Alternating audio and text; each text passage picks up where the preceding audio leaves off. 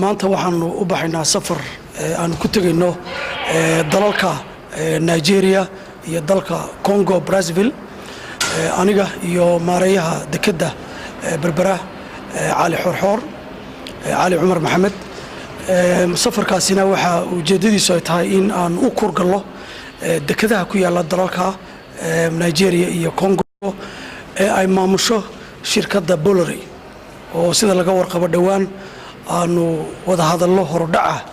oo arinta xagga dekedda berbera aanu kula yeelanay magaalada Paris ee dalka Faransiiska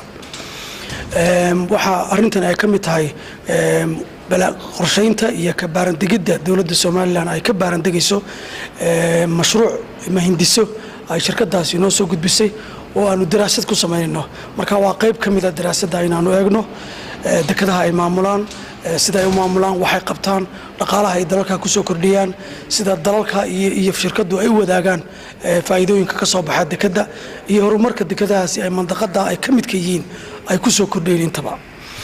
dhinaca kalena waxaanu la tashiyo la sameysanaynaa garyaqaano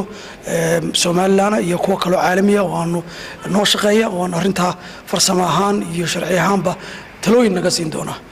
marka kadib marka dalku go'aan ka gaari kara wixii marka uu ka yeelay arinta marka arintaas aan maanta u baxayna waxaan marka hore jecelahay horta banka adduunka inaan uga mahad celino taakulaynta iyo gacanta uu naga siiyay in daraasad lagu sameeyo dhaqaalaha dalka waxayna arin runtii talaabo xagga wanaagsan loo qaaday oo siinaysa xukuumadda iyo dalkaba yardstick ama wax lagu qiyaasi karo horumarka dalka isla markaana aanu ka shaqaal qaadano meelaha u baahan in la hagaajiyo hase yeeshee warbixintaasi runtii waxa ka muuqatay arrimo fara badan oo sixitaan u baahan oo marka ugu horeysa horta waxay ku salaysan tahay populationka Soomaaliland oo 4 milyan iyo in ka badan ba ay ku qiyaastay marka taasi waxay saameyn ku yeelanaysaa GDP per capita waxaan loo yaqaano ama inta qofka Soomaaliland ku soo beegmi karta dhaqaalaha dalka wax soo saarkiisa dhinaca kale qiyaasta ay qaadatay waxay qiyaas aan la wada eegin kaabayaasha dhaqaalaha ee dalka oo dhan مثلا Soomaaliland waa dal nabadgelyo ah waa dal dimuqraadi ah waa dal